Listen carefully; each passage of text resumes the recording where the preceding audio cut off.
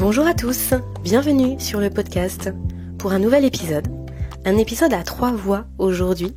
J'ai la chance de recevoir Olivier Cazel, qui est physicien médical, qui est directeur de thèse et qui est aussi consultant, ainsi que Anne-Sophie Grange, déléguée commerciale chez Elight.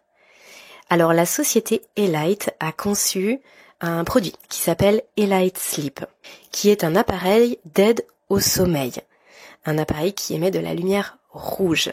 Alors, on va vous parler aujourd'hui de l'origine de la création de cet appareil, mais on va aussi aller beaucoup plus loin, à savoir pourquoi cet appareil est intéressant pour le sommeil, comment il vient aider à l'endormissement, comment il vient permettre un sommeil plus récupérateur.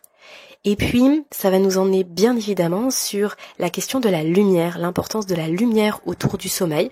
Donc on va reprendre à la fois certains basiques, on va dire, certains éléments que je vous partage régulièrement sur le podcast, mais en allant cette fois-ci beaucoup plus loin grâce bien à l'expertise d'Olivier Cazel et d'Anne-Sophie Grange. Ça a été un vrai bonheur pour moi de partager ce temps ensemble. C'est un moment très riche qui, j'espère, va vous apporter beaucoup.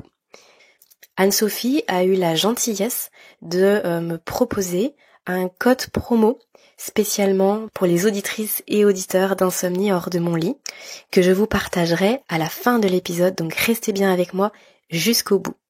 Je précise, comme je le fais régulièrement lorsqu'il s'agit d'un produit ou de quelque chose qui s'achète ou se consomme, je ne suis pas sponsorisée pour parler de ce produit, pour parler d'Elight ou de n'importe quel autre produit ou service. Si je parle de quelque chose, c'est parce que déjà j'ai expérimenté et parce que ça me semble être très intéressant, très porteur et possiblement une vraie piste à explorer pour vous qui m'écoutez. Très bonne écoute à vous. Bonjour Olivier Cazel, bonjour Anne-Sophie Grange, je suis ravie de vous recevoir sur le podcast aujourd'hui pour un épisode dédié à la lumière. Je vous propose dans un premier temps de chacun vous présenter et puis ensuite je vais avoir énormément de questions à vous poser. On va parler de lumière mais pas de n'importe quelle lumière et puis d'un accessoire aussi en lien avec la lumière. On développe ça dans 2 secondes. Olivier Cazel, je vous propose de démarrer. Oui, très bien. Donc, je suis Olivier Cazel, je suis physicien médical, donc exerçant dans un département d'imagerie médicale, dans un centre de lutte contre le cancer, passionné par la lumière depuis longtemps, très investi dans la recherche sur la lumière et depuis peu, j'ai créé une entreprise depuis 5 ans qui fait du conseil aux entreprises et de la veille scientifique technologique dans ce domaine.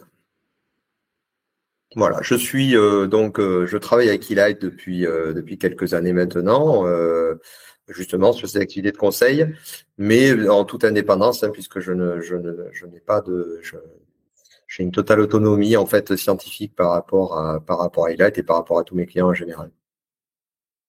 Voilà. Super, merci. Anne-Sophie? Oui, bonjour. Alors moi, je suis effectivement donc thérapeute, réflexologue plantaire, et je suis responsable donc du premier centre dédié à la photobiomodulation donc en France, du coup basé du coup sur Saint-Étienne, où j'exerce tout ce qui est donc la formation, le commercial pour Elight et l'aide thérapeutique justement avec notre appareil Elight Sleep. Alors moi, je vous ai découvert, j'ai découvert Elight Sleep. Je crois que c'est un ami qui m'a parlé de vous et en fait, j'avais déjà entendu parler de cette technologie de la lumière rouge, mais j'avais jamais vraiment creusé. Du coup, je me suis adressée à vous et j'ai pu tester grâce à vous, eh bien, la petite lampe Elight Sleep. Au moment du coucher, juste avant le coucher, pendant la nuit, bien évidemment que mon conjoint l'a testé aussi, on a profité aussi. Je l'ai fait tester aussi à mon plus grand de mes 2 garçons.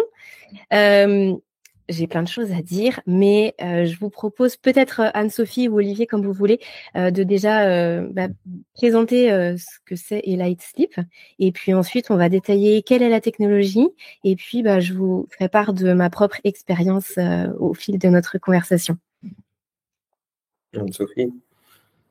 Alors effectivement, le Highlight Sleep, il est sorti il y a à peu près 3 ans maintenant. Donc c'est une lampe brevetée s'est vraiment basé donc sur les découvertes scientifiques de la NASA pour permettre bien de recaler notre rythme biologique et surtout de faciliter l'endormissement. Il va vraiment effectivement, il va agir pendant la phase d'endormissement, pendant 28 minutes, justement pour permettre vraiment de couper les effets donc néfastes de la surexposition à la lumière bleue des écrans et surtout, bien de favoriser cet endormissement en moins de 28 minutes. Donc, on est vraiment dans le domaine vraiment du bien-être. Du coup, aujourd'hui, Highlight Sleep a de nombreuses indications et 96% de clients sont vraiment satisfaits. On voit vraiment un endormissement beaucoup plus facile, beaucoup plus rapide. On peut vraiment l'utiliser donc dès la naissance jusqu'à là encore au centre jusqu'à 94 ans du coup, parce que les problèmes de sommeil on peut tous en rencontrer, quel que soit au début de la nuit ou au milieu de la nuit, parce que justement le Highlight Sleep va permettre également de se rendormir beaucoup plus vite quand on a un réveil nocturne. Super intéressant. Qu'est-ce qui vous a du coup poussé à la base à vouloir commercialiser ce produit-là, le commercialiser? Quel était le besoin initial peut-être? Alors justement, l'avenir appartient à ceux qui dorment bien chez Highlight en tous les cas.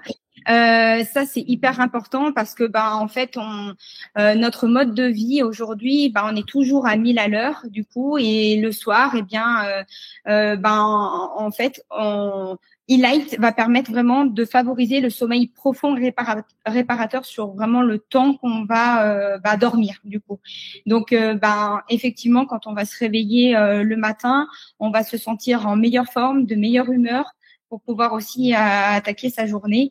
Et donc c'est pour ça qu'on a voulu concevoir cette lampe du coup pour justement entre faciliter l'endormissement et du coup favoriser ce sommeil vraiment réparateur. Mais du coup, vous aviez déjà connaissance de l'existence de cette technologie qui favorisait le sommeil.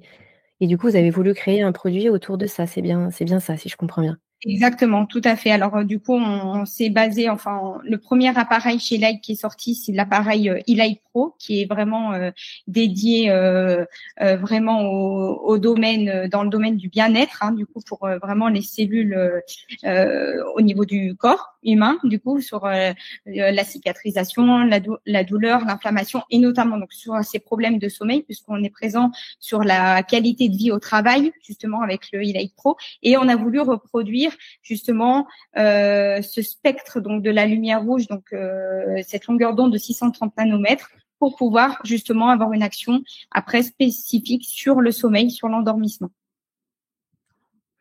Alors, pour bien comprendre en quoi le Highlight Sleep va aider à l'endormissement, je vous propose avec vous, Olivier, qu'on puisse aller un petit peu dans le détail et reprendre depuis le début.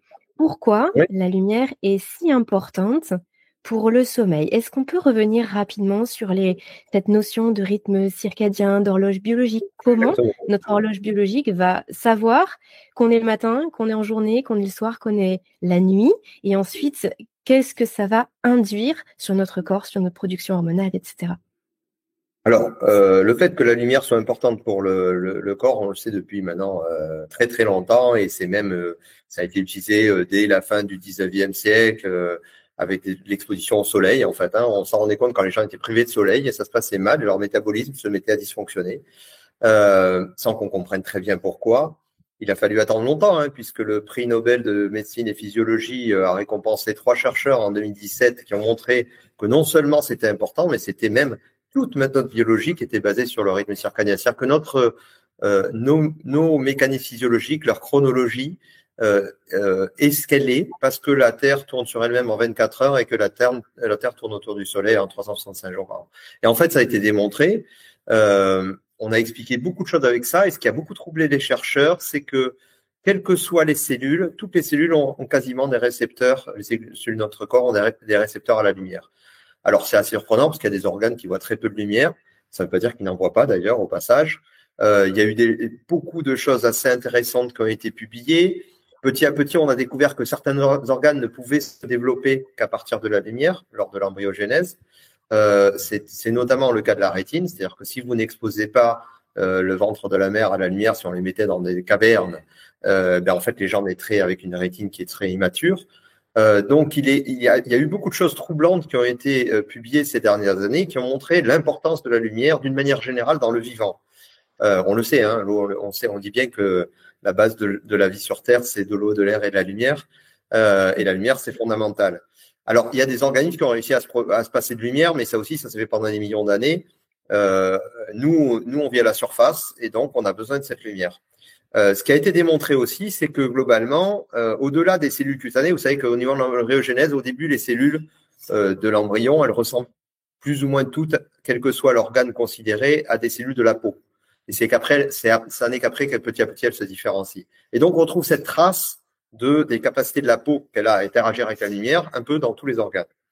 Alors, pour ce qui concerne maintenant, pour comment ça marche, en fait, là, elle l'a dit tout à l'heure, Anne-Sophie, plus récemment, on s'est rendu compte de l'impact du fait d'un décalage par rapport à ce rythme circadien. Et une des premières fois où on en a pris vraiment conscience, c'est quand on a envoyé des gens dans l'espace. On s'est dit, ces gens-là voient quelque chose comme 17 levées et couchers de soleil par jour. Comment ça va se passer? Alors, on avait déjà anticipé leurs problèmes de métabolisation du calcium, de fonte musculaire, ainsi de suite, mais pas du tout ce problème du sommeil. Et très vite, la NASA s'est dit, il faut qu'on fasse quelque chose pour aider nos spationautes à dormir, parce que sinon, ils vont, on se rend bien compte que le fait d'avoir cette perturbation de la réduction apparente de la durée de l'exposition au soleil va les perturber. Et ça a été le cas. Et donc, ils ont mis en œuvre pour essayer de compenser ça. Et on s'est rendu compte que peut-être qu'en aidant c'est-à-dire en apportant une lumière externe à certains moments et pas n'importe quelle lumière, peut-être qu'on arriverait à, d'une certaine manière, recaler ce rythme circadien, en tout cas empêcher qu'il se décale. Alors c'est toujours le cas en fait. Ça c'était dans les années 60, je crois que ça a été publié en 1966 par la NASA.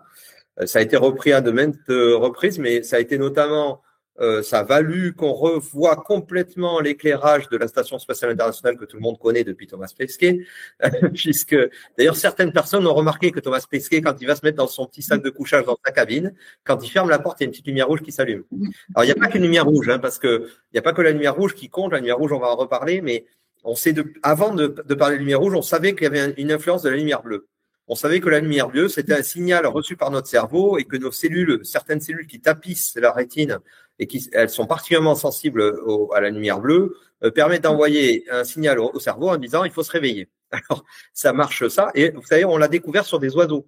On s'est demandé comment fonctionnaient les oiseaux, ça fonctionnait les oiseaux migrateurs. Vous savez, on s'est posé la question de comment ils se repéraient dans l'espace. Donc, on a découvert que c'était un phénomène un peu quantique. Alors, c'est un peu compliqué. Ils ont une petite molécule dans le cerveau qui leur permet de s'aligner sur le champ magnétique terrestre, mais que quand même, pour autant, le soir, quand la nuit tombait, on les voyait tous se chercher un endroit pour aller se regrouper dans des arbres, par exemple, et passer la nuit. Et qu'au matin, dès que le soleil se levait, ils repartaient. Et qu'est-ce qui se passe? On s'est rendu compte qu'il y a une petite molécule qui est un chromophore, qui est donc sensible à la lumière, qui est dans leur cerveau, qui est donc liée à leur cellule gliale dans la rétine. Lorsque la quantité de lumière bleue dans le spectre du soleil diminue, c'est-à-dire au coucher du soleil, ce magnifique coucher du soleil rouge-orangé qu'on adore tous, il n'y a plus de lumière bleue, et donc là, ils perdent complètement la possibilité de s'orienter. Et donc, ils sont obligés d'aller se poser, parce que sinon, ils vont prendre un mauvais chemin. Ils se posent, et ils attendent le matin, où là, à l'inverse, il y a une part de lumière bleue assez importante dans le spectre lumineux qui arrive quand le soleil se lève. Et là, tout d'un coup, ça leur permet à nouveau de s'orienter. Donc, on s'est dit, mais bon, ça existe chez les oiseaux, mais ça doit bien exister chez les hommes. Et on a montré effectivement que la lumière bleue avait plusieurs effets. Et il y en a un qui a été parfaitement décrit, qui maintenant est devenu une alerte que même l'ANSES a publié à 2 reprises en disant attention, la surexposition à la lumière bleue fait que votre cerveau est hyper stimulé puisqu'il reçoit ça comme un signal de maintien de l'éveil. Ça empêche la sécrétion de la fameuse molécule que tout le monde connaît maintenant, la mélatonine. Et Et donc, comme l'a dit tout à l'heure Anne-Sophie, en plus, non seulement nous vivons à 1000 à l'heure, mais nous vivons, comme c'est le cas pour moi en ce moment, sous de la lumière artificielle qui souvent a une très forte composante bleutée. Plus, et c'est mon cas aussi, devant un écran qui lui aussi expose à de la lumière bleue. Donc tout ça fait que globalement, ça nuit, on le sait, à la qualité du sommeil, et donc on observe chez les gens qui sont particulièrement exposés à la lumière bleue, et je pense en particulier, il y a une étude très intéressante qui a été publiée sur les e-sportifs, là, les e-gamers coréens qui passent leur temps à jouer à des jeux vidéo dans des écrans. Ce sont des jeunes gens qui sont en pleine forme et pour autant, qui à partir du moment où deviennent des gamers, commencent à avoir des graves troubles du sommeil liés à cette surexposition à la lumière bleue. Alors on a fouillé plus loin, ça c'est sur le sommeil, mais puisque vous m'avez posé la question sur l'interaction générale avec le corps, on s'est rendu compte qu'effectivement, cette perturbation du rythme circadien avait des conséquences très, très graves pour notre métabolisme en général et qu'elle était reliée, donc dans plusieurs études, à de l'hypertension artérielle, à des pathologies cardiovasculaires, à de l'obésité, à des déclenchements de diabète, à de la dépression, à tout un tas de choses en fait qui montrent que quelque part ça se dérègle. Alors il y a un mot que j'adore, que j'emploie tout le temps, parce que pour moi c'est le mot qui est lié directement au vivant, c'est l'homéostasie, c'est-à-dire que notre corps est en équilibre en général et que de toute évidence, une surexposition à la lumière bleue dérègle, on va dire, cette homéostasie. Et là, il y a des phénomènes en cascade qui se produisent dans le corps et qui font qu'au-delà des troubles du sommeil, on a tout un tas de pathologies associées qui peuvent être vraiment très graves et très invalidantes. Et donc voilà, et donc très très néfaste. Voilà. Alors la lumière rouge, voilà, on pourra aller plus loin, mais globalement, on s'est rendu compte très rapidement qu'elle n'empêchait pas la sécrétion de mélatonine, contrairement à la lumière bleue, ce qui est déjà une bonne chose, et que peut-être elle avait d'autres effets. Voilà. Teasing, hein, oui, c'est ça exactement. C'est super. Là, ce que je comprends, c'est que si, dans un monde idéal, on pouvait vivre en dehors des écrans, en dehors des LED au-dessus de notre tête, et être comme on l'était il y a plusieurs milliers d'années en arrière, c'est-à-dire vraiment en connexion complète avec la nature et avec ce rythme de la Terre qui tourne autour du Soleil, il n'y aurait pas de troubles du sommeil, en tout cas pas du tout lié au rythme circadien et lié à cette horloge biologique qui aujourd'hui justement se trouve un petit peu perdue. Mais c'est pas le cas, et c'est vrai que c'est quelque chose que je dis souvent, c'est-à-dire que on peut regretter que certaines choses soient telles qu'elles sont dans nos sociétés, mais en même temps, on va pas non plus vivre en dehors de notre temps, et on peut pas dire aux gens, allez vous enfermer en plein milieu de la forêt dans une cabane et vous irez beaucoup mieux. Donc effectivement, à partir du moment où, d'un point de vue professionnel ou parfois familial, etc., on se retrouve avec ces contraintes sur notre horloge biologique, eh bien, on peut trouver justement une ressource grâce à Light Sleep parce que ça vient contrecarrer ces effets négatifs. Alors bien sûr, la première question que je me pose, c'est pourquoi la lumière rouge? Qu'est-ce qu'elle a de particulier, cette lumière rouge? Pourquoi c'est 630 nanomètres? Parce que vous avez insisté là-dessus, Anne-Sophie, c'est pas n'importe quelle fréquence, d'après ce que je comprends. Qu'est-ce qu'il y a autour de tout ça pour qu'on comprenne bien? Alors, je vous ai parlé de l'histoire des fœtus, là. C'est très intéressant parce que ça a été publié. Et les gens se sont rendus compte que lorsque le fœtus il est dans le ventre de la mère, il voit de la lumière, surtout si elle va un peu à l'extérieur. Donc, souvent, il y a des médecins qui disent il faut pas aller trop s'exposer au soleil quand on est enceinte parce qu'on a une hypersensibilité chromatique. Voilà, mais non. Il faut y aller un peu quand même parce qu'il faut que le fœtus voit de la lumière à travers le ventre de sa mère. Et devinez qu'est-ce qu'il voit en fait par absorption par l'hémoglobine quand il est dans le ventre de sa mère, il voit du 630 nanomètres. Donc ça, c'est la première réponse, c'est-à-dire que on parlait de nature tout à l'heure. Parfois, il faut revenir aux fondamentaux, c'est-à-dire la rétine se crée parce que le fœtus voit un peu de lumière à travers l'abdomen de sa mère et la lumière qu'il voit, elle est rouge. Le deuxième chose, vous savez, vous n'avez pas joué à ça. Moi, quand j'étais petit, je mettais mes doigts devant la lumière comme ça et je regardais cette belle lumière rouge qu'on voit à travers, voilà. C'est celle-là, hein. C'est cette lumière-là. Et d'ailleurs, c'est assez amusant parce que les gens, quand on leur montre la lumière rouge, moi j'avais fait l'expérience avec le Light Pro, là, en fait, avec des gens qui n'étaient pas du tout initiés à la photobiolation ou quoi que ce soit. Quand ils voient cette lumière, ils disent oh, elle est agréable, elle est apaisante. Elle est apaisante, voilà. Exactement. Le deuxième réponse, c'est tiens, le 630 nanomètres, même si vous mettez une lumière très intense devant l'œil et que vous exposez la rétine à cette lumière très intense en lumière rouge, vous n'avez aucune toxicité, aucune lésion de la rétine. Ça, c'est une lumière totalement safe. Et ça, c'est troublant parce que ça montre bien qu'elle a quelque chose de particulier. Parce que si vous faites la même chose à la lumière bleue, et ça a été aussi la deuxième alerte de l'ANSES concernant les enfants, vous savez, c'est la surexposition à la lumière bleue chez les petits enfants provoque des lésions irréversibles de la rétine. Donc, la lumière rouge est totalement safe. La troisième, c'est qu'en fait, en fait, c'est venu d'une expérience absolument magique. Moi, j'aime bien les expériences magiques parce que ça fait, voilà. C'est une expérience des chercheurs qui sont toujours particuliers, les chercheurs. On dit, tiens, on va faire naître des souris de laboratoire, des souris nude, là, vous savez, dépourvues de système immunitaire, mais en plus, on va modifier leur code génétique pour qu'elles soient aveugles à la naissance, c'est-à-dire qu'elles n'ont pas de photorécepteurs, elles n'ont que des cellules gliales. Hein, il faut savoir que dans la rétine, on a ces deux récepteurs qui cohabitent. Certains sont faits pour la vision, donc d'autres contribuent à la vision, mais ne sont pas directement faits pour la vision. Ce sont ces fameuses cellules gliales qui, pour simplifier, on s'est rendu compte petit à petit, sont un peu les nurses des neurones, en fait. Hein, je simplifie beaucoup, mais bon, voilà. Qui sont des cellules indispensables, qui ont des particularités parce qu'elles sont très proches des cellules souches, on y reviendra. Et donc, justement, ils se sont dit, elles sont très proches des cellules souches, je vais faire naître ces souris complètement aveugles, je les expose, certaines à de la lumière bleue, d'autres à la lumière verte, de la lumière rouge. Et celles qui ont été exposées à la lumière rouge, ben devinez quoi, leurs cellules gliales se sont transformées en cellules photoréceptrices et elles ont recouvré la vision. C'est magique. Oui. Et donc, on s'est dit, elle a quelque chose de particulier. Et donc, petit à petit, il y a des gens qui se sont beaucoup intéressés à ça. Il y a une dame dont on parle beaucoup. Alors, je sais qu'elle est partie sur autre chose maintenant parce qu'elle travaille plutôt sur de l'infrarouge pour d'autres applications. Mais c'est une chercheuse américaine d'origine brésilienne qui a Marina Figueiro, qui a pas mal publié sur le sujet. Elle s'est intéressée depuis le début aux gens qui travaillent en horaire décalé, par exemple, qui ont des troubles du sommeil, parce qu'en fait, tout simplement, leur travail, leur exercice professionnel fait qu'ils sont décalés par rapport au rythme circadien de façon régulière. Et elle s'est dit, est-ce que cette petite lumière rouge pourrait changer les choses?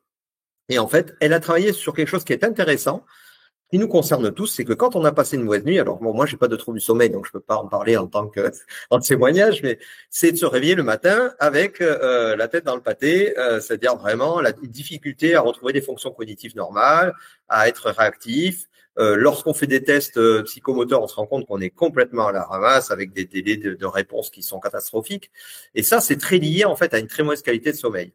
Et elle s'est dit, est-ce que je pourrais améliorer les choses si avant leur nuit de travail, je les exposais à cette lumière rouge. Et elle a publié des résultats qui sont intéressants parce qu'elle a montré qu'effectivement, il y avait une espèce de bénéfice de la lumière rouge, comme si ça avait un effet de reset sur le rythme circadien et que ça permettait à ces gens-là finalement d'avoir moins d'effets néfastes du point de vue des cognitifs au moment de leur réveil. Donc, elle a montré que ça améliorait la qualité du réveil, ce qui n'est pas du tout négligeable.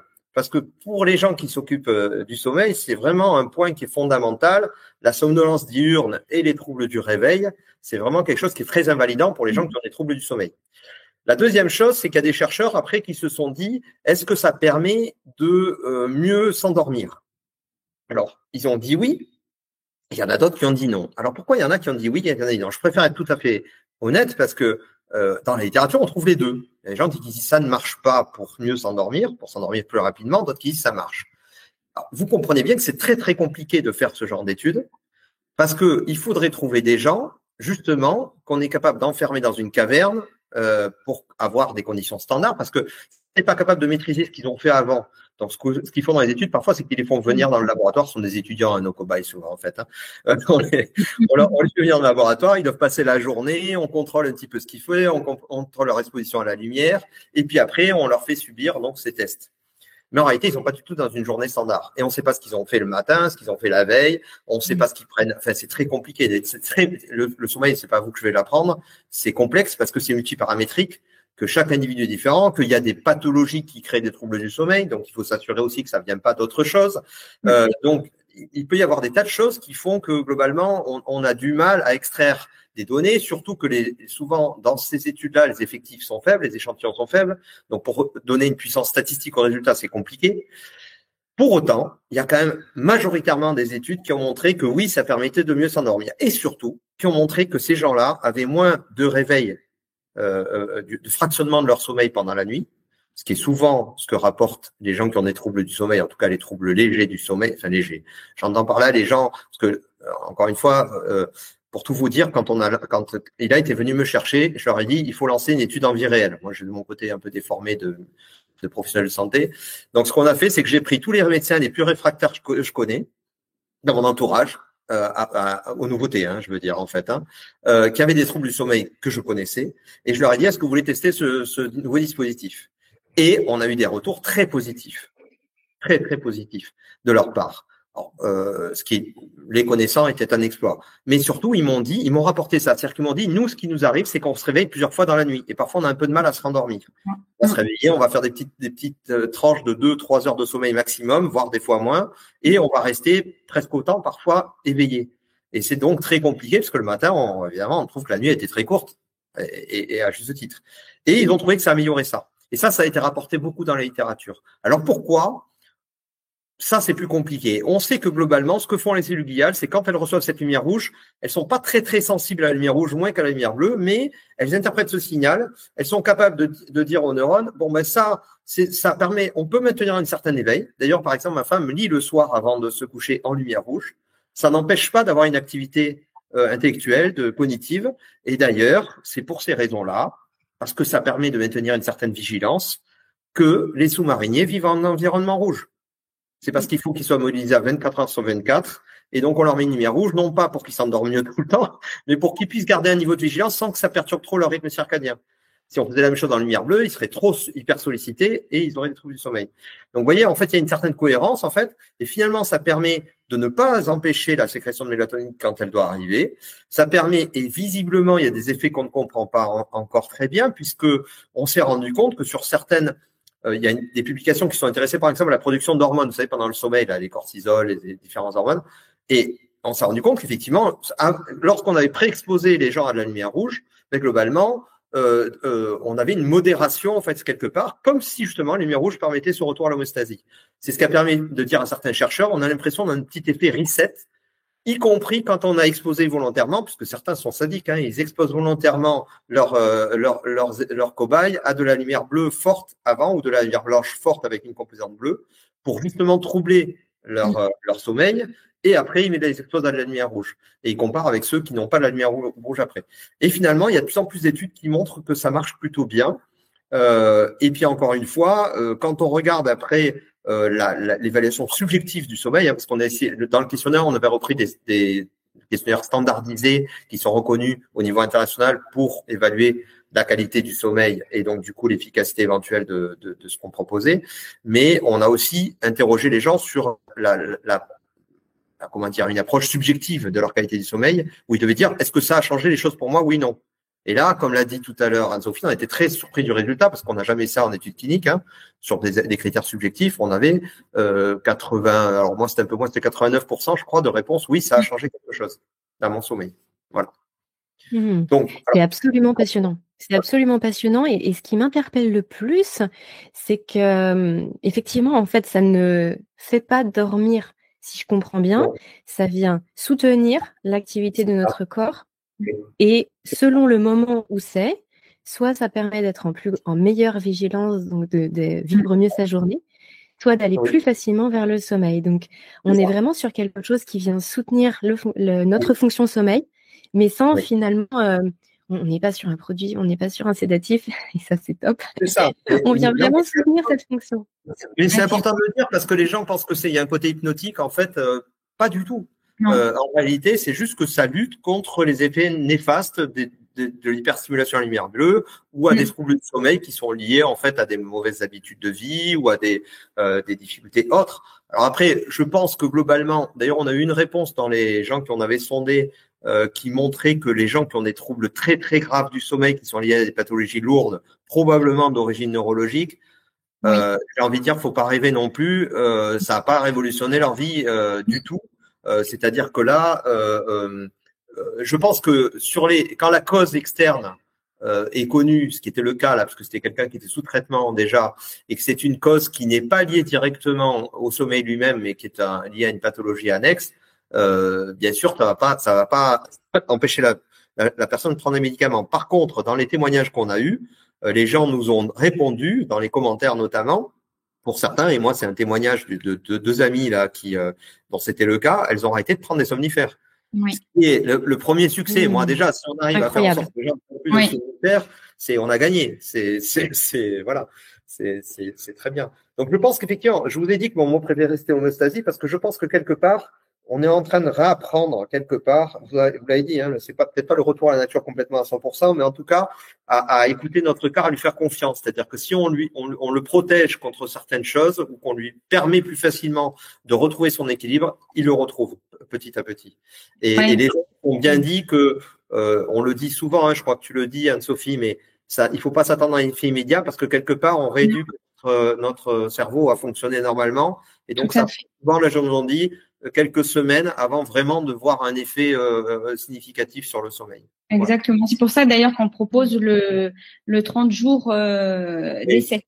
C'est ça. Parce qu'effectivement, il y en a pour qui ça va marcher vraiment tout de suite et d'autres pour qui il va falloir un petit peu plus de temps avant que ça fonctionne. Alors, pardon, Olivier. Non, j'ai oublié de dire quelque chose. Ce qui est très important, c'est que la quantité de lumière qui est émise par le light sleep aussi, bon, la durée, la façon dont ça décroît, mais l'intensité lumineuse aussi a été calculée. Alors, bien sûr, on est obligé de faire des hypothèses. On l'a mis sur son chevet, dans une pièce qui n'est pas un hall de gare, ainsi de suite, pour qu'il y ait une certaine réflexion des murs. Mais d'une manière générale, le seuil d'effet est assez bas. C'est-à-dire que là, même avec les paupières fermées, les gens nous posent souvent la question. Il faut savoir qu'à cette longueur d'onde-là, la transmission elle est quasiment de 85%. Donc 80% de la lumière qui arrive sur la paupière va arriver jusqu'à la rétine. Donc c'est pas un obstacle. Et globalement, parce que encore une fois, cette longueur d'onde n'est pas n'importe laquelle pour notre corps. Et ce qui est important, c'est que ça suffit à générer un effet. Attention, ce qui a été montré aussi, c'est que on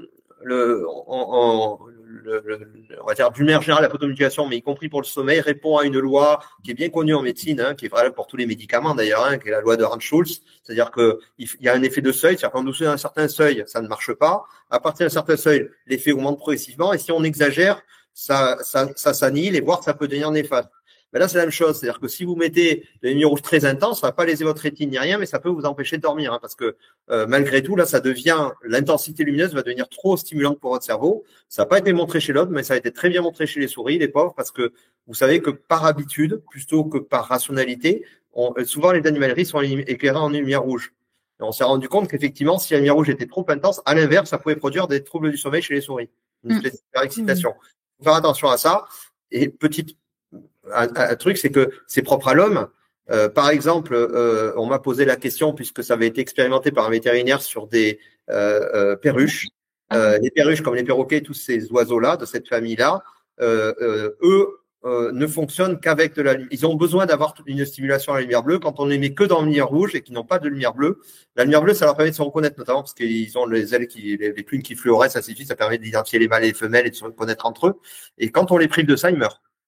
Donc, rester tout le temps sous lumière rouge, c'est pas bien sûr, on l'imagine. Vous avez fait en fait tout à fait le parallèle, hein. C'est-à-dire que on cherche quelque part à faire ce que le soleil fait très bien, et donc il faut de la lumière bleue, il faut de la lumière rouge. Mais encore une fois, le problème c'est qu'actuellement on a un déséquilibre, on est trop exposé à la lumière bleue et pas assez à la lumière rouge. Voilà. Exactement. Est-ce que vous avez vu des différences entre on va dire l'efficacité, si on est plutôt sur une population d'hommes, plutôt sur une population de femmes, plutôt chez des enfants? Est-ce qu'il y a quelque chose de significatif où vraiment les résultats sont identiques pour tout le monde? Alors moi, au centre, c'est assez incroyable parce que j'ai vraiment tout type de population, que ce soit des hommes, des femmes, des enfants, justement, parce que c'est vrai que la lumière, elle va vraiment permettre un sas de décompression.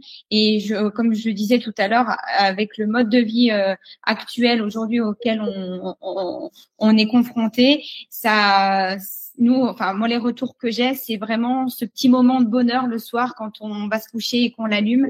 Ça permet vraiment de se détendre, de se relaxer, et c'est ce qui permet aussi, je pense, de favoriser cette sécrétion naturelle de mélatonine, parce que plus on est détendu, et plus du coup on est prêt pour justement aller s'endormir. Moi, les retours que j'ai chez les adultes, hommes, femmes, c'est vraiment comme une régénération cellulaire, vraiment une déconnexion totale de la journée qu'on a passée.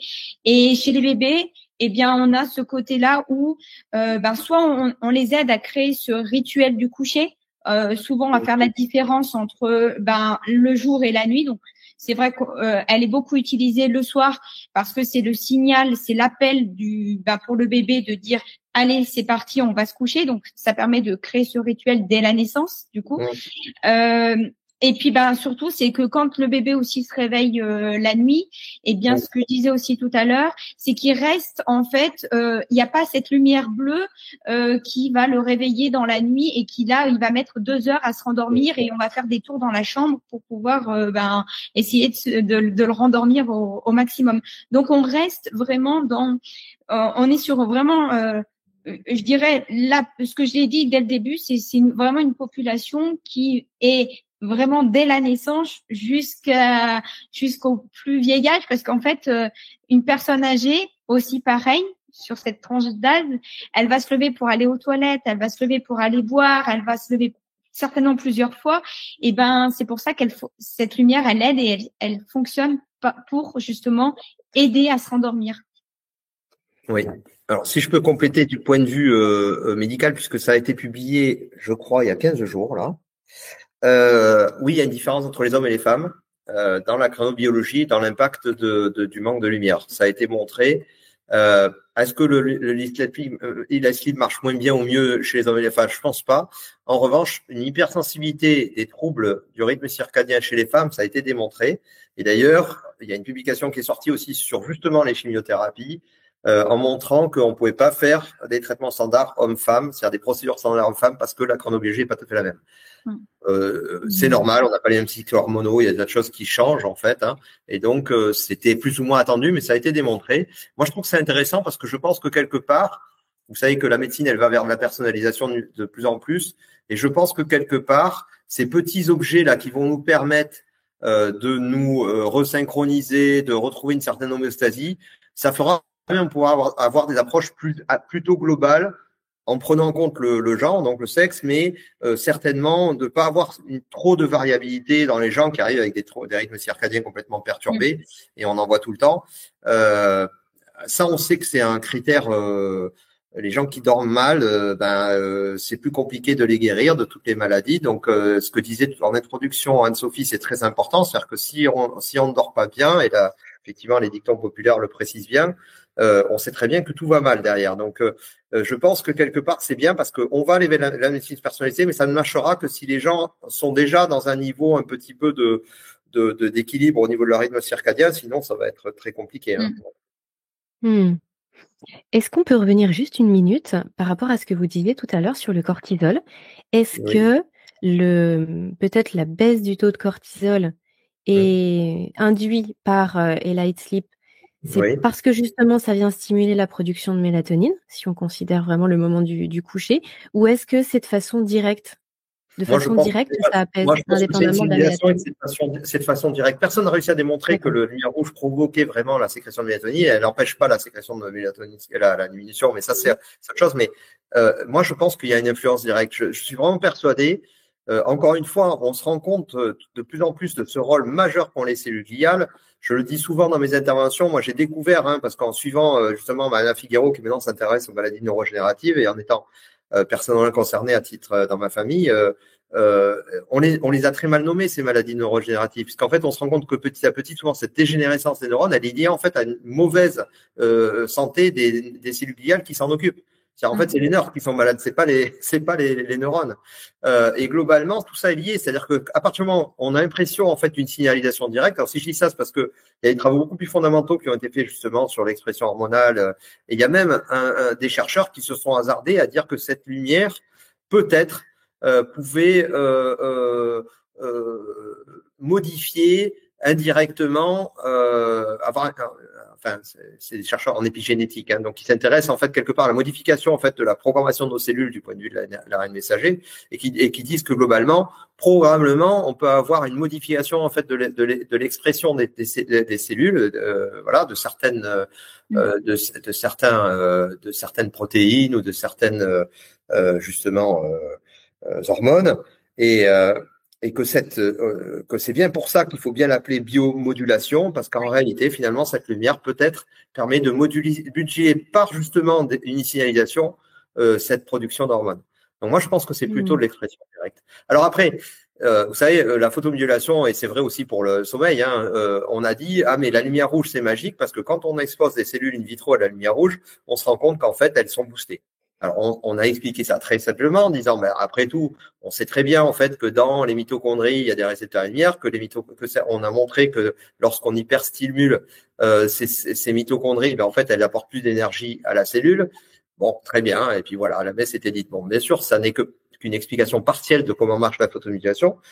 Et puis on se disait oui, mais ça marche pas cette histoire parce que lorsqu'on faisait de la photomodulation sur le genou droit, on se rendait compte que le genou gauche, qui était aussi inflammatoire, il allait mieux. Et on se disait c'est bizarre quand même parce que comment ils se parlent, ils s'envoient des messages. Et en fait, oui, ils s'envoient des messages. En fait, on a découvert, et c'est en 2020, je crois que je l'avais mis dans ma planche, mais c'est pas magique aussi, qu'une équipe de Montpellier, d'ailleurs, il faut faire cocorico un peu de temps en temps, qu'effectivement, il y a beaucoup plus de mitochondries circulantes dans notre sang que de mitochondries cellulaires, comme on l'a appris au collège et lycée. Et donc, ces mitochondries circulantes, alors là, on rentre dans le domaine de Star Wars pour les fans, c'est-à-dire qu'on ne sait pas du tout comment se fait la signalisation, mais on sait que ces mitochondries qui circulent comme ça librement, lorsqu'il y a un processus inflammatoire, elles vont aller soutenir l'effet de notre propre défense immunitaire ou vis-à-vis de cette inflammation, cette infection, en apportant de l'énergie complémentaire aux cellules qui se battent contre les agents pathogènes. Et voilà, elles se passent le mot, hop, elles vont se concentrer là. Et on sait que la lumière, effectivement, leur donne un coup de boost. Donc tout ça est assez cohérent finalement. Alors comment est-ce que ça se passe dans le cerveau? C'est en cours d'étude. On voit que ça marche avec des résultats phénoménaux sur les maladies neurodégénératives. Je pense que lorsque Mariana Figueroa aura fini de publier ses travaux sur Parkinson ou Alzheimer, on va découvrir un nouveau monde. Et pour tout ça avec la lumière, déjà elle a fait un truc magique, c'est que elle met une petite lumière au sein avec une diode, hein, une petite LED au bout d'une fibre optique. Elle va le mettre à l'endroit où on aurait mis des électrodes, hein, pour soigner certaines maladies de Parkinson. On peut mettre des électrodes dans le cerveau pour essayer de limiter les mouvements involontaires du patient. Ben là, elle fait la même chose avec de la lumière, sans électricité. C'est un côté magique parce que quelque part, l'électricité, on comprend bien, hein, on se dit le cerveau, les neurones se transmettent des signaux électriques, donc on met de l'électricité, voilà. La lumière, c'est moins intuitif. Et pour autant, elle a les mêmes résultats, voire des résultats meilleurs. Donc je pense que quelque part, on est au début de la compréhension de comment la lumière est une voie permet de stimuler des voies de signalisation qui permettent de modifier complètement le métabolisme, de mon point de vue. Encore une fois, là, pour l'instant, il y a des hypothèses qui sont étudiées, il y a des signaux qui semblent le montrer, notamment sur justement l'expression hormonale. Et je pense qu'on va, dans les années qui viennent, avoir des résultats scientifiques majeurs dans ce domaine. C'est à la fois très porteur d'espoir là par rapport à cette lumière rouge, par rapport à tout ce que vous avez mis en place, notamment là avec Elight, mais d'une certaine façon, moi, je trouve que c'est aussi très inquiétant puisque vous mettiez en avant ce déséquilibre entre la lumière bleue et la lumière rouge, et surtout chez les jeunes. Donc on peut imaginer qu'en fait notre corps il est exposé, il est soumis quand même à rude épreuve tout au long de la journée. Donc, c'est bien de pouvoir compenser avec quelque chose, et là, notamment avec le Light Sleep. Mais ça veut dire aussi qu'il faut quand même rester vraiment très vigilant à nos habitudes et à notre hygiène de vie du quotidien face à la lumière. Et on y pense peu, mais on n'est pas du tout informé là-dessus.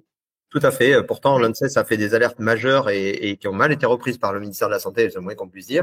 Ils n'en ont retenu que les effets néfastes de la lumière bleue sur la rétine des bébés, mais c'était 10% du rapport, des deux rapports du l'ANSES. Je pense qu'il est temps de réagir et Anne-Sophie a raison de le dire. Et moi, je le vois avec mes filles aussi, hein, l'aspect ritualisation. Je m'expose à la lumière rouge, je fais un reset. D'abord, c'est bon pour moi, ça me permet de dormir, mais en même temps, ça me permet d'avoir une hygiène de vie, de retrouver quelque part une façon de dormir normale, pas devant un smartphone ou une tablette, mais avec de la lumière rouge. C'est bien aussi, hein. Je pense que c'est un ensemble, tout ça. Et encore une fois, je pense qu'on est qu'au début de ces solutions qui vont nous permettre de mieux retrouver cet équilibre. Et vous avez raison, on va pas demander à tout le monde de changer de vie, c'est pas possible. On le sait très bien. Et on a eu il y a pas longtemps une interaction avec des e-gamers. On peut pas demander à des gens dont c'est le métier de jouer à des jeux vidéo pour gagner leur vie, d'arrêter de regarder des écrans. C'est pas raisonnable. Donc on leur dit, écoutez, si on veut vous préserver parce que vous êtes jeune et en bonne santé, on sait aussi que ça va pas durer puisque l'étude coréenne est alarmante, vraiment, parce qu'elle montre que les 80% des gamers coréens qui sont pris donc à très jeune âge et qui sont un peu poussés toute la journée dans les écrans font des dépressions sévères qui les isolent du monde à l'âge de 22-23 ans. Donc on peut dire que c'est plus un hasard là, il y a vraiment une corrélation. Je pense que quelque part, voilà, la difficulté, c'est que le grand public arrive à être informé parce que effectivement, il n'y a pas beaucoup d'informations là-dessus. Ça commence à arriver dans les milieux sportifs, par exemple. D'ailleurs, une des premières études intéressantes sur le sommeil qui a été publiée, c'est sur le coach de l'équipe féminine nationale de basket chinoise, qui a montré qu'avec la lumière rouge, ces basketteuses dormaient mieux, répugnent mieux et surtout avaient de meilleures performances. Et donc, alors, c'est vrai que la médecine asiatique est plus ouverte, on va dire, à des choses moins classiques, moins médicamentées que ce qu'on est en Occident. Mais globalement, je pense qu'on va être obligé d'y venir. Hein. C'est parce que, et encore une fois, je ne sais pas si vous avez entendu la semaine dernière la nouvelle mise à jour sur l'obésité chez les jeunes. Certes, c'est lié à des mauvaises habitudes alimentaires, et voilà, mais c'est un ensemble. C'est-à-dire que le fait de ne pas dormir, on le sait, c'est directement lié à la prise de poids. Exactement. Voilà. On mange plus, effectivement, et plus sucré. Oui, puis le sommeil, enfin l'absence de sommeil vient aussi faire plein de dérégulations hormonales, même du coup au niveau de la satiété, de la faim, etc. Oui, bien sûr, c'est très passionnant. Vraiment, je vous remercie pour toutes ces informations. On va s'approcher tout doucement de la fin de cet échange parce que je voudrais pas abuser de votre temps, mais il me restait encore 2 questions, Anne-Sophie et Olivier. La première, c'était par rapport au fait de s'endormir avec le Light Sleep à côté de soi. Est-ce que la lumière, elle est quand même perçue par la rétine à travers les paupières? Est-ce que ça vient avoir un impact, quel qu'il soit positif? Est-ce que ou pas du tout? Est-ce que la paupière filtre complètement?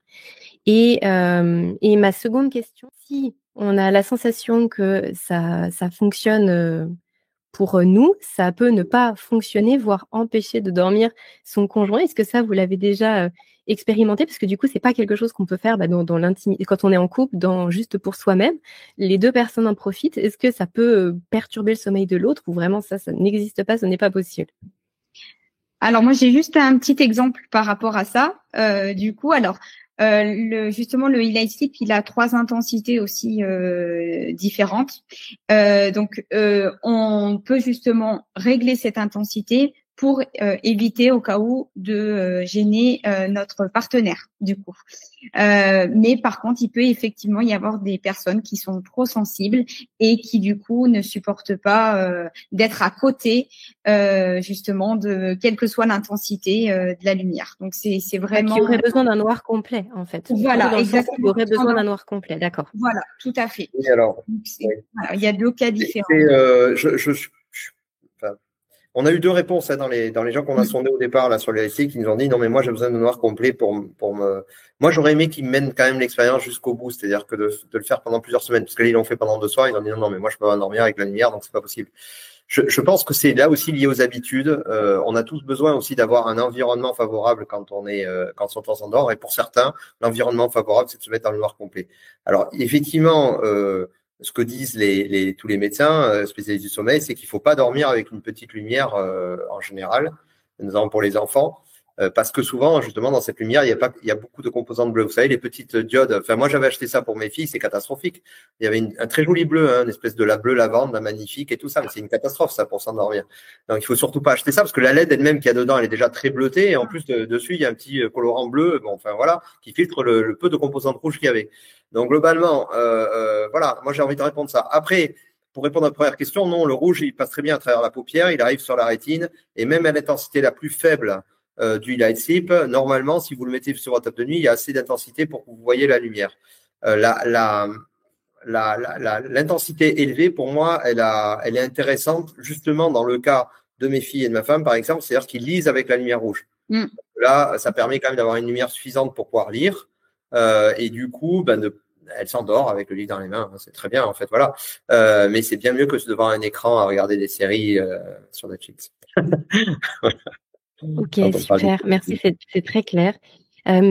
J'ai envie de vous partager ma petite expérience personnelle parce que moi, je suis vraiment tombée amoureuse de ce produit, de cet accessoire du petit Ella Sleep. Je précise aussi que vous en avez du coup un pour les enfants. Alors, c'est la même chose, mais c'est juste le design qui change.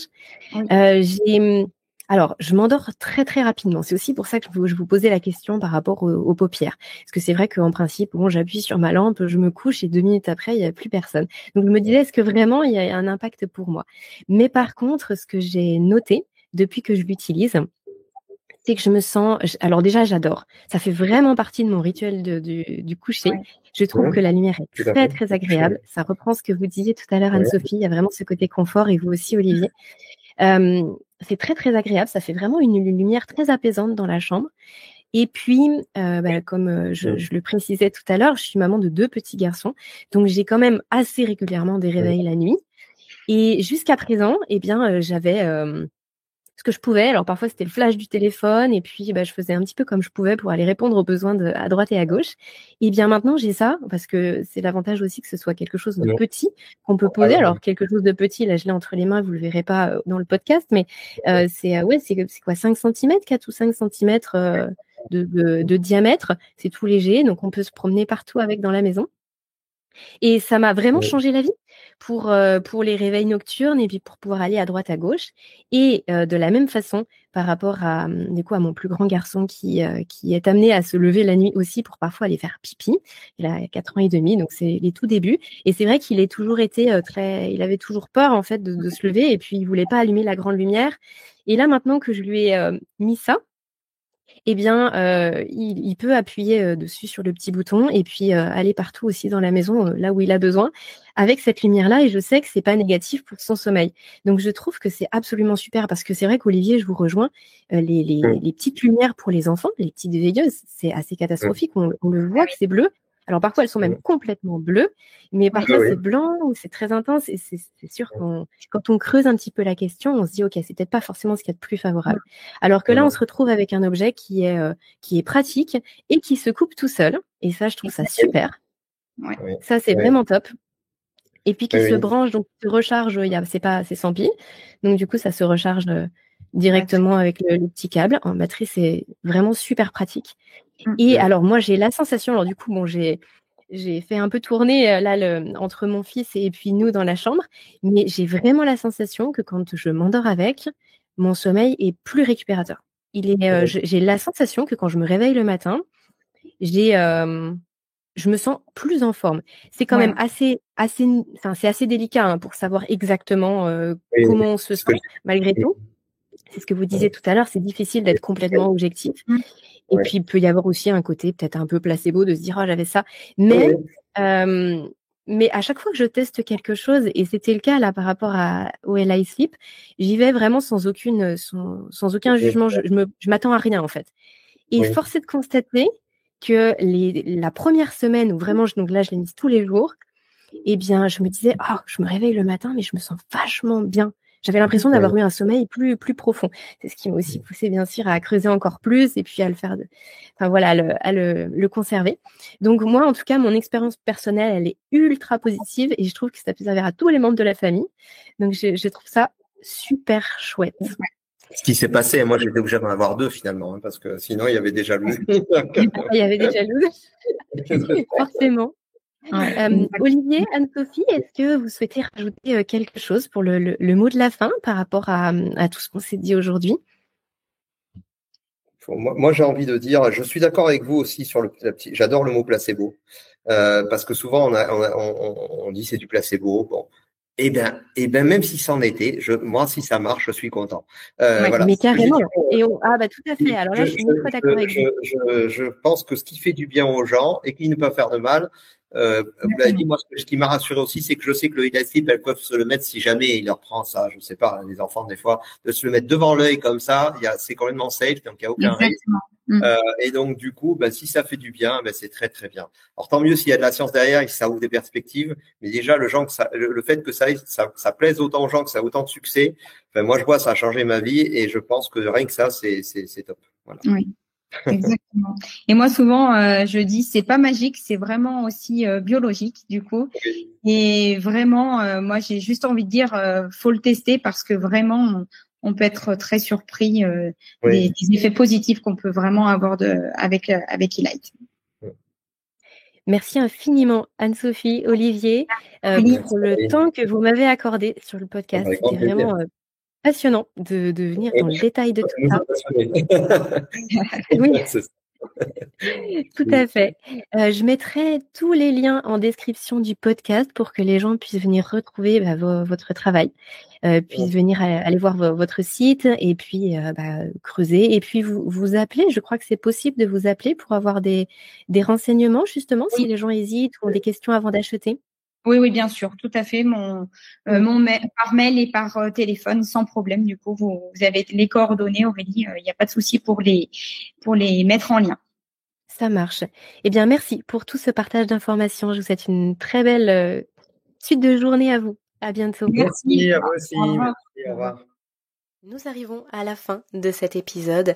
J'espère que ça vous aura plu, que ça aura été aussi riche que ça l'a été pour moi, que vous y voyez encore plus clair au niveau du lien entre sommeil et lumière, ou plutôt je devrais dire entre lumière et sommeil, et possiblement que la Highlight Sleep pourra vous aider à renouer avec le sommeil, à renouer avec une meilleure qualité de sommeil. C'est ce que je peux vous souhaiter, bien évidemment, sachant que vous le savez, mon approche est très globale et mon message n'est pas du tout que tel ou tel appareil représente quelque chose de magique ou quelque chose d'unique dans la solution aux troubles du sommeil qu'on peut rencontrer. Ça s'inscrit dans une démarche globale, mais effectivement, ça peut faire la différence et quand on active plusieurs leviers qui font la différence, alors on retrouve de la sérénité dans le quotidien, on retrouve confiance dans sa capacité à dormir et le sommeil, bien évidemment, suit.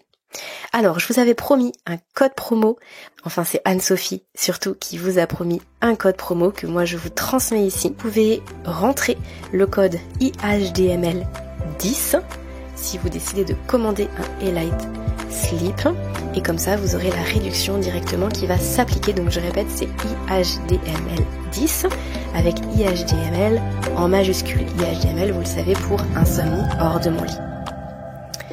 Je vous souhaite à tous une très belle journée. À bientôt pour un prochain interview, probablement la semaine prochaine.